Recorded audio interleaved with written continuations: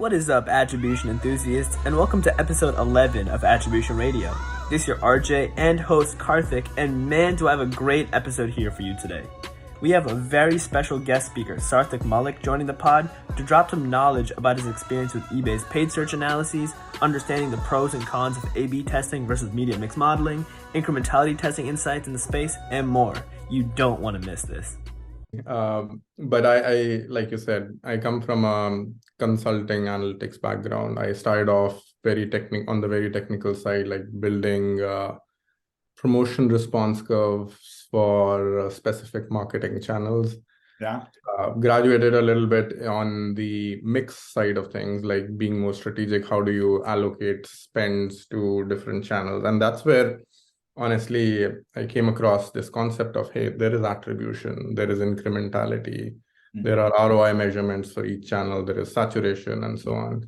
So that's the early part of my career. But I think the stops that I made at eBay, PepsiCo, and now at Estee Lauder, I think those all, I treat those as learning journeys in my professional career. And I think till date, we don't have a silver bullet solution. And that's why we've been having this such an intellectual discussion, because each situation varies, and it could vary in terms of what are new nuances on the marketing side, what are the business goals, what are we trying to solve for? Are you going for acquisition? Are you willing to compromise your short-term sales? So I think I've sort of seen a bunch of these things across different companies, and I think where I see this going is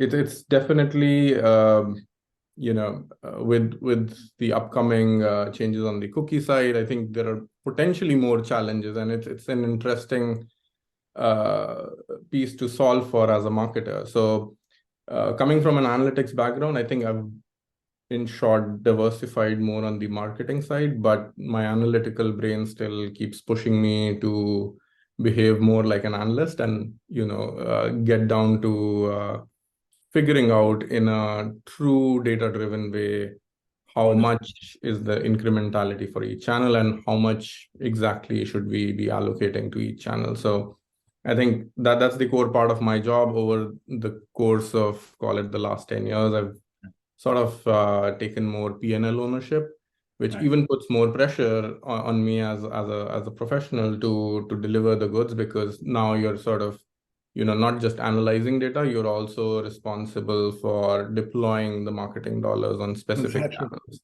So you're now a marketing role. It's not a marketing analytics role. You've taken more of a marketing role nowadays. More of a marketing role. And I think that honestly puts more responsibility and onus on myself to deliver, not just as an analyst, but also as someone who is deploying the funds on behalf of, call it, a CMO or a CFO.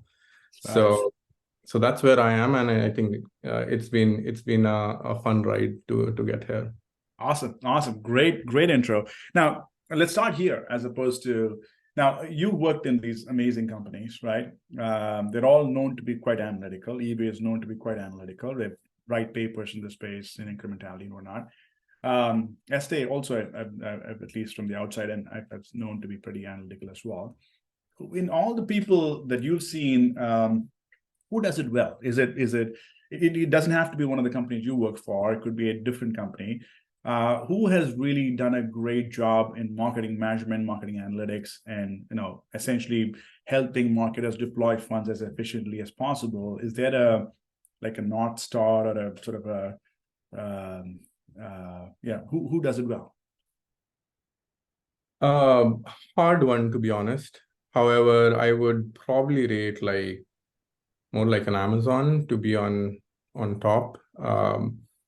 And I say this because companies like eBay, Amazon, even like Wayfair, they have been pioneers in terms of adopting a test-based methodology, which I think is unique because you're trying to solve the problem or trying to solve the question with a very objective approach. The more we can test in terms of field testing, like all the A/B experiments, when you compare Boston to a California, it may not start right, and that's why I'm saying eBay, Amazon, Wayfair, these companies had started doing this back in 2013, 2014 timeframe.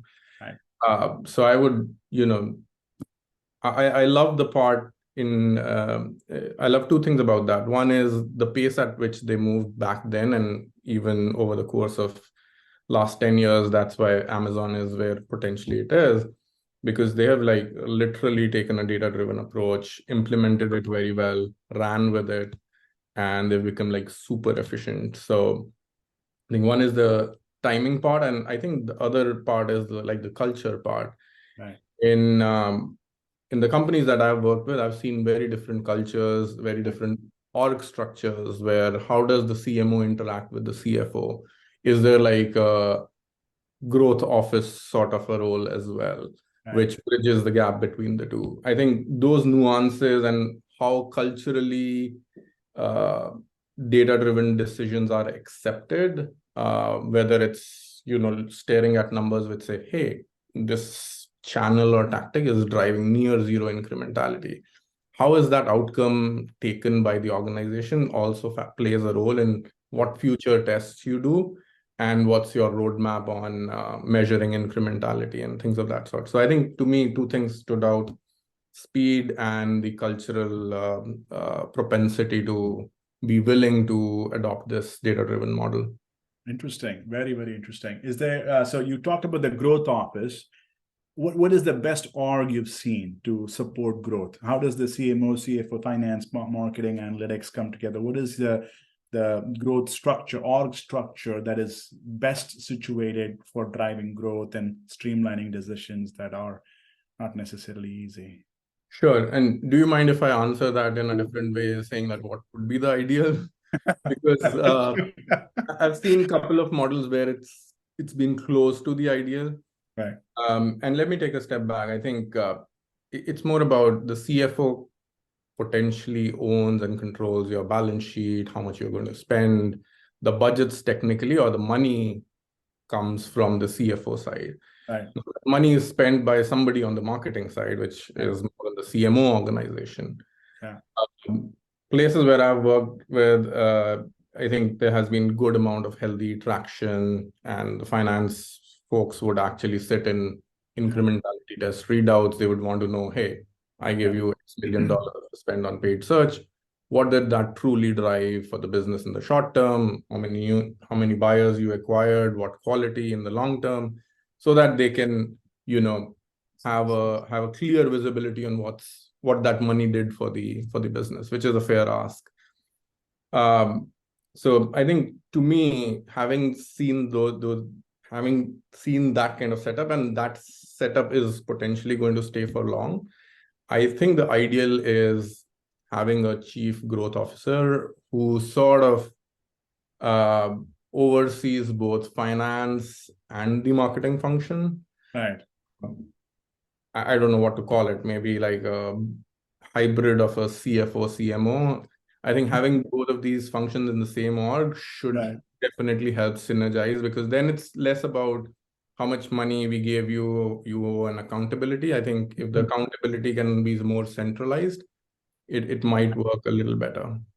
Paul, what do you think? Is that have you ever seen anything like that, where you sort of streamline the finance and the growth functions or the marketing functions into one growth function? Yeah, definitely. I think it's pretty evident, like fast growing companies, that's kind of how they start out. There isn't that clear separation between CFO and CMO. But now that we're at our size, we do have that clear separation. But I do agree with the idea of, getting someone who is like the chief growth officer or something along those lines, where they're able to kind of liaison between both sides and kind of reduce friction to allow a company to grow quickly or continue their growth. Right. Whenever I hear the chief, I mean, this is also a suggestion. There was another guest before Sarthaak. His name is Zubadia. He, in fact, the exact same words, chief growth officer. Now, one of the questions somebody else asked in the class was that, well, isn't that the CEO? And how would you react to that? Is that there are functions? I mean, pretty important, probably a major part of a CEO's, mandate is growth. So you still think that requires a different CEO and a different growth officer? I guess so. And to be self-critical of my own proposal here, I think the push that one could make is, hey, CFO org is something like an auditor. So they are auditing what the CMO is doing. And the pushback we have got, and we proposed this idea a couple of times internally at different places, was like, hey, the auditor cannot be the one who is running the show because, or the person running the show cannot be the auditor, because then you would rate yourself as 100 on 100. So the notion of, having two different functions or two separate functions is true to an extent, but I think what we are trying to solve here is, with all of this data science, AI, experimentation, evolution of ad platforms, cookie deprecation, these are so intertwined and interconnected events and happenings that a single org might function better. And of course, to answer your question, the CEO can be definitely, I think there are bigger, broader things to do on supply chain, manufacturing, retailer relationships. I think that still is there's a lot to do on the CEO side as well. I don't think the growth officer can potentially cover the CEO role as well. But I think definitely there might be some maybe middle ground between the chief growth officer, CFO, and CMO worlds. Yeah. Let me ask you sort of adjacent question about uncertainty, right? I mean, there's a lot of uncertainty in the decisions that we're trying to make, right? There's the tests that come back with, we don't get clear reads sometimes, and a lot of times. Marketing mix models don't always produce like perfect results. There's a lot of questions about the results, and you end up getting a lot of some direction is really strong, some direction is somewhat soft. And there's a lot of uncertainty around all of the reads that you're getting. Now you're trying to make clean decisions from somewhat uncertain data. What is your prescription for that? Especially inside big organizations, pretty matrix, and there's probably a lot of different interests pulling at these budgets in different directions, finance, marketing, different parts of marketing. How do you help navigate decisions through complex organizations? Yeah, very, very fair question. And I have sort of formed different views over the last years on this, because back when I was working as like an analyst, I used to think, run an experiment, show the results, let the data speak for itself.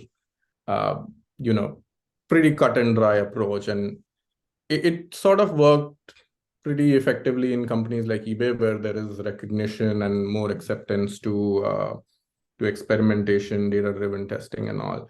However, even companies like eBay or anywhere else, I think to me, what might make more sense to do the job effectively is to set this up the right way. Like, even if the orgs are broken out, you have a CFO or you have a CMO org and anyone else who's potentially interested, I think the setup is very important in terms of saying out loud that this is what we are testing. We are comparing, going back to the same example, we are comparing Massachusetts with California. We are comparing X channel. Here is the 3 set of outcomes which could happen. We might get a no read. We might get an insignificant read. We might get a statistically significant read. So that I think not we at least I as an analyst assumed that people would know all this, which is not the reality. So I think potentially like everyone on this call is going to be, or does already have, a very specialized skill set. I think that skill set needs to be needs to be told to people that, hey, this is the job that we are doing. This is the test we are planning. These are the potential. I think once you set it up broadly in an educational way with all the stakeholders, I think running and executing, I think might be very, very straightforward. I won't use the term easy, but it would be more straightforward. And then outcomes wise, we can drive much better outcomes if there is an initial buy-in and people know what to expect. There would be less of a surprise element there. Comms, when you communicate upfront, try to communicate along with potential outcomes we're going to get. That's probably at least a much better way to set expectations. Okay, got it. So, Kiana, I think you worked in big retail organizations, and not necessarily easy to navigate either. Do you agree with the prescription, or would you say differently? What have you seen work well? Yeah, so I could probably speak more to what I have seen not work well, simply because I worked at the Sports Authority for quite some time, and I was there while the company went under. And I would say that the main, Sarthaak is speaking a lot to experimentation, reading the results, coming together, communicating, and making a decision, right? I think that the Sports Authority, one of the fatal flaws of that company is they really did not take, I know, I loved it too, because I grew up there, right? That's where I went to get my rollerblades. Like, I loved that place, right? And they just really lost this connection with their customers. So I think what they did not do well enough was experimentation throughout the course of their career. Now, of course, they experimented, but they were looking at assortment experimentation, or they were looking at store experience experimentation, right? They would test these little things throughout the stores. I mean, they had so many stores, they had like 500 stores, whereas they weren't testing and embracing the move into digital, right? So I worked for the e-commerce side of the business, and they weren't embracing that omni-channel experience. And what does that mean? And it was very like stores versus e-com, and all of this led to the demise. From an organizational perspective, us as the e-commerce team, we were growing like crazy, and we kept on getting more inventory, and we were accused of stealing the store sales. It was insane. But from an organizational perspective, they kept taking our department, and at one point we reported into operations, at one point we reported into marketing, at one point we reported into IT, at one point we reported into the merchandising group, right? So it was constantly moving us around, and there was no synergy among the leadership, right? And there was no decision making that came together. Everyone, all of the leaders, it's a little toxic, to be honest. All of the leaders were very like, well, I need this for the stores, right? And then the marketing team was like, well, I need this to grow our customer base, right? And then the e-commerce team was like, we have so much opportunity, we need all of these things, but none of us were coming together ultimately to make the business work. And then, of course, as we know, their debt came due, and they were overexpanded, and we went BK, and that was it, right? So it kind of sucked, but yeah. Thanks, appreciate you sharing that. Paul, you've started multiple businesses yourself, and you've been at this business LaserAway for about 10 years. Is there a secret to communicating?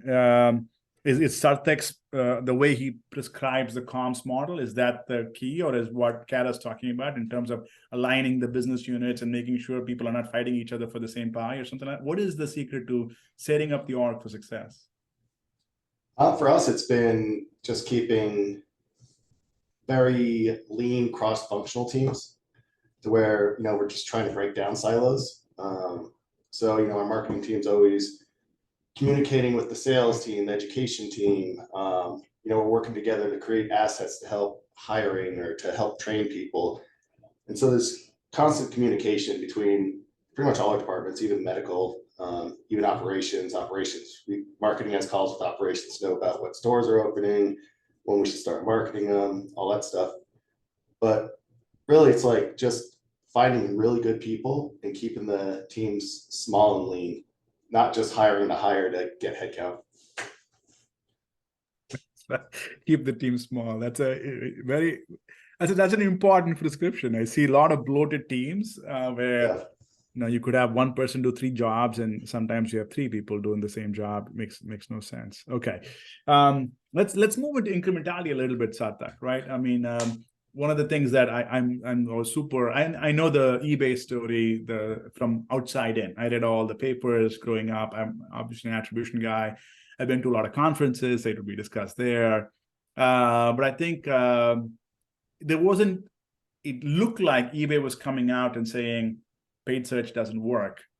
But from what I heard in the way we talked about it, it was not as clear an understanding inside the company. There was still a lot of multiple opinions about this. Just help us kind of paint a picture. What happened inside, or in a way that tell us the different hues of that story that may not necessarily have come out. No, yeah. And just to give everyone the grounding here, this is back in 2012, 2013, 2014 timeframe. The reason why we are talking about this is because back then, I think eBay was definitely among top 3, top 5 spenders on paid search on Google. Like, it's significant when eBay says, hey, we're going to cut 20% of the budget.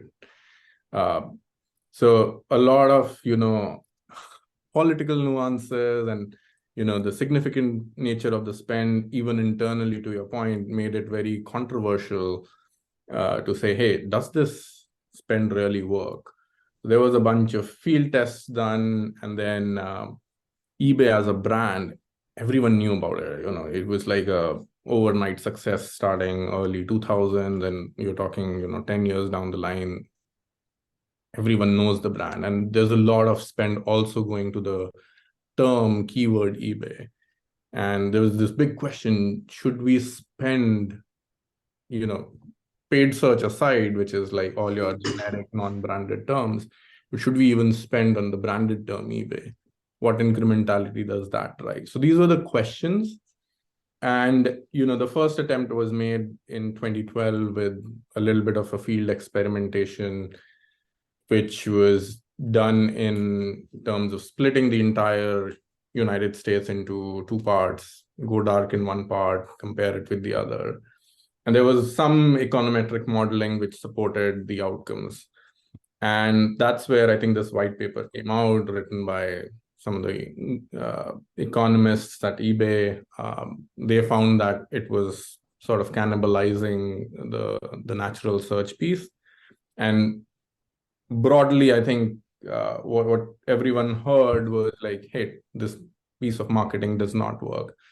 And I think when I stepped in, this paper was already published, this research was already done, the model was built. It was a great effort. I think without sort of, I'll get into pointing some of the limitations now, but no offense, I think kudos to the team back then, because we are talking about like at least like 10 plus years now. And this was like the sophistication at that point in time, which eBay already had. Right. It was great. Now, coming to some of the deficiencies, like there was like a little bit of modeling approach there. There was, a random split of DMAs. So things like, hey, psychographics in California being different than psychographics in Boston. How did you, figure out that? And did somebody pay an attention to that? So there was some follow-up work which I and a part of my team did back then. We, sort of refined the approach on DMA testing by carefully choosing different DMAs. And to solve like the Boston and California approach, we basically had an algorithm which randomly sampled, let's say 10 or 20 DMAs, picked another set of 10 or 20 DMAs. And these are, you keep bootstrapping it, keep running it 10,000 times because you have 210 DMAs, so you can run millions of combinations.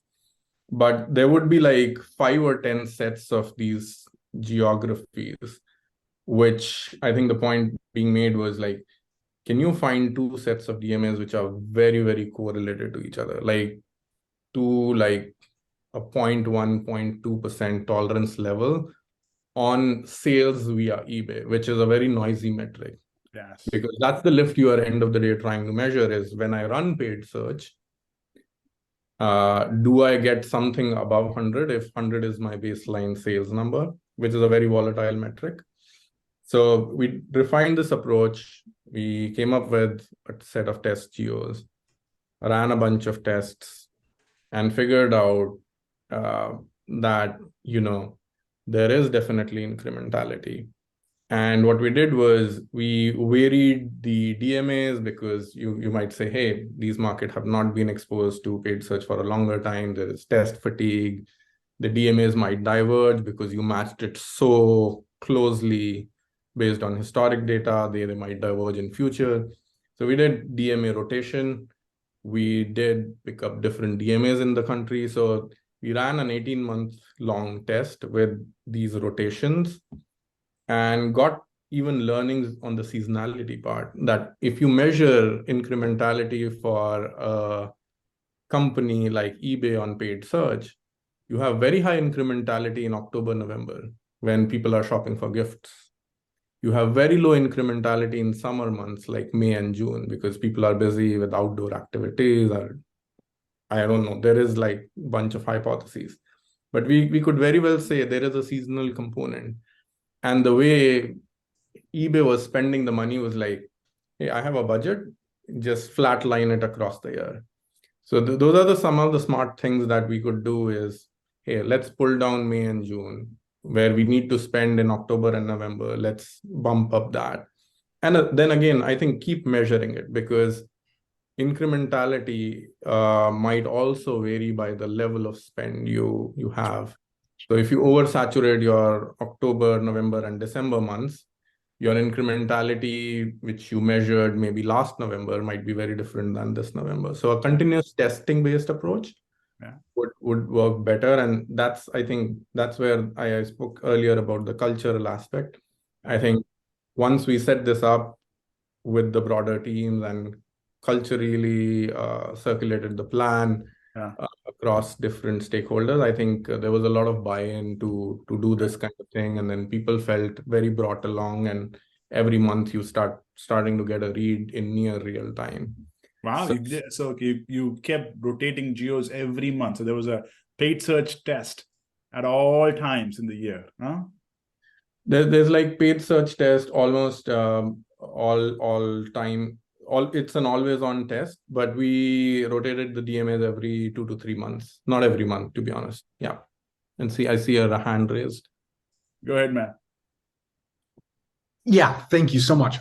So yeah, I read through the HBR article that Madan sent us and stuff. And so I read the headline of the article, right? And so I'm trying to reconcile all this with what you just said.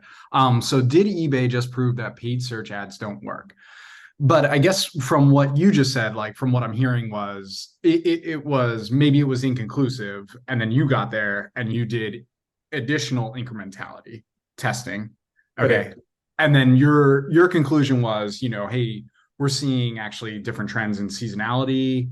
And then was your ultimate conclusion, does it fit still in the headline of this HBR article where like we don't think there was value for paid search for eBay, or no? I think probably the latter. I think there is a little bit of a nuance that we tried to bring out, because the first statement was very blanket. The first white paper was very blanket that it does not work. I don't think that's the right answer. The right answer is it works different at different levels in different months. It works different at different spend levels. It works very differently when you're spending X million dollars on terms which you don't own, like iPhone charger. Nobody owns that term. It's a pure marketplace bid. Whereas if you are bidding on eBay iPhone charger, that may not be most incremental.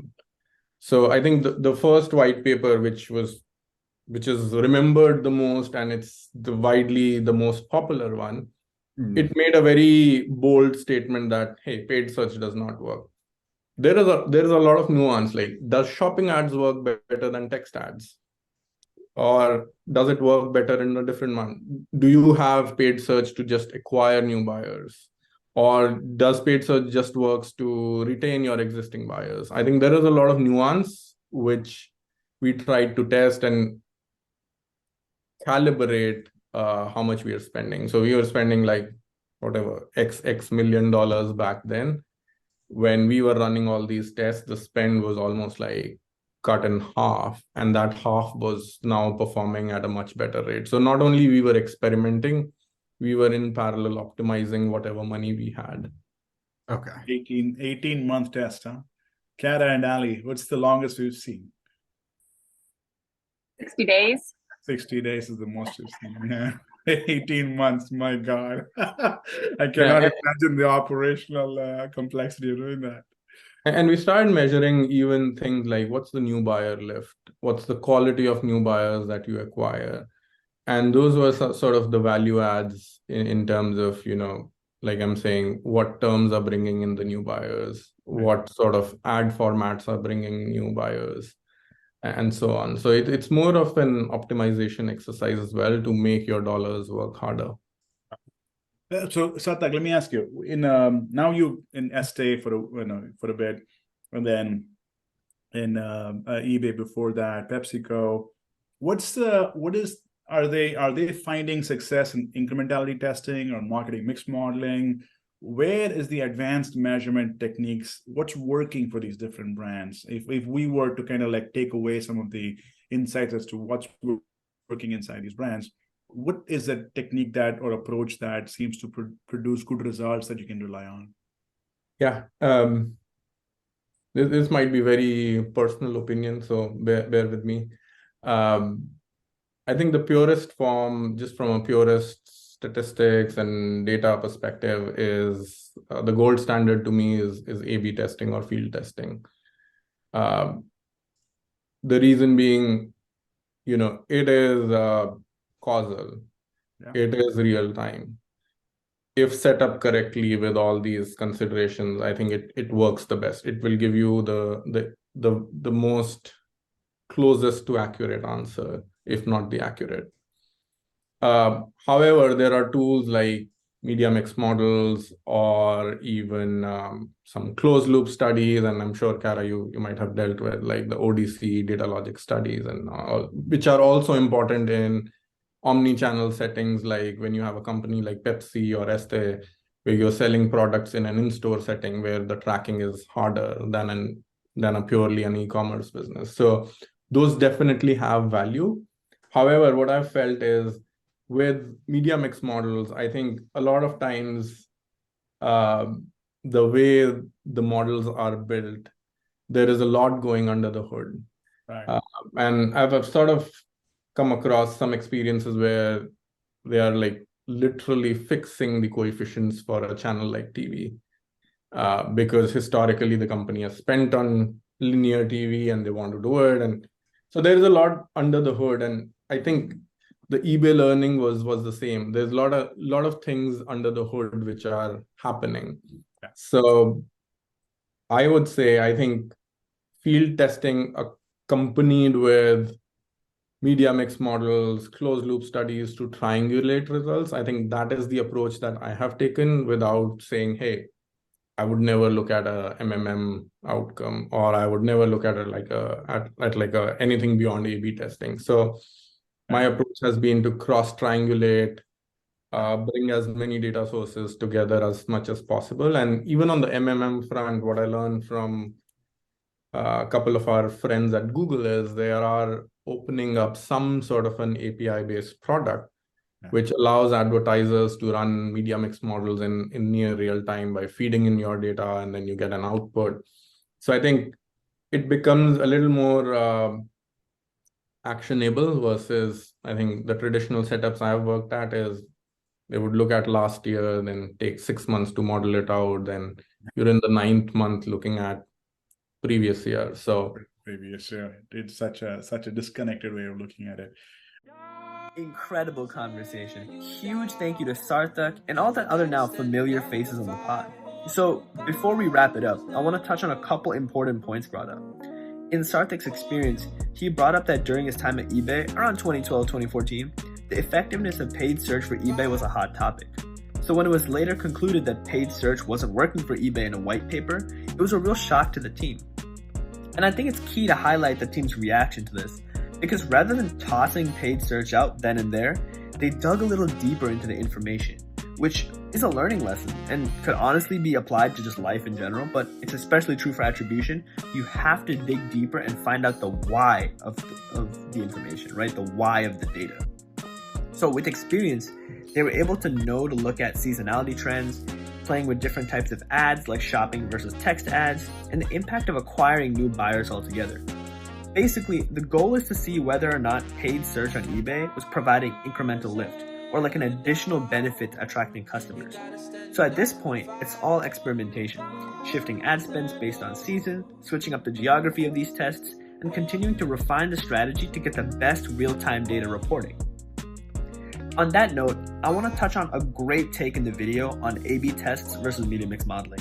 Because doing these tests is great and all, but time is money, and you can't just use time and personnel to do tests for no reason. The pod agreed that A/B tests are best used to establish causal links between variables, like shift spends in the market, etc., while MMM paints a broader picture of the marketing landscape. Having both is really important because you have to know what you're doing internally as a company makes sense in the bigger picture based on how the competition is moving in the market. Lastly, there is no single test that's a one-size-fits-all, and even for experienced practitioners, it is grueling to work through the various limitations of these tests, because at the end of the day, statistics aren't exactly magic. So the pod listed all types of challenges, but I'm going to give you the highlights. Number 1, random splits of DMAs, or designated market areas. Basically, when you're modeling the differences between regions, it's hard to know the consumer preferences or psychographic differences between markets. Oftentimes, these are like non-quantitative type preferences that have an impact on customer behavior. Basically, people aren't always rational, so it's tough to draw causations from any observed correlations, especially when there isn't a large sample size of these repeated tests to track if these trends are consistent. Number 2, geography and how that affects consumer preferences. Basically, I think the best way to put this is there's a difference between New Yorkers and LA people, right? Their culture, the way they perceive the market, perceive media, perceive trends, the way they think, right? They're just different types of people, and that's affected by geography, and companies got to be aware of that. Number 3, these are actually 2, but I'm going to group them together because they kind of play off each other. And I'm going to say seasonality and volatile metrics. So seasonality changes the way variables interact at certain times. So for example, some brands might have a product that sells better in summer. Maybe it's more profitable then, or it's more useful to customers then, and vice versa, right? And sales are a volatile metric that are heavily affected by seasonality. So basically, they're not consistent at all times of the year, and they're just not a robust metric to always be using. So I'm not saying to never use sales as a metric, but it's something to keep in mind, right? So with all of this, I guess what the pod and I are trying to say is attribution is really complicated. So what's the secret sauce that Olive Garden patented Alfredo of attribution? It's adaptability.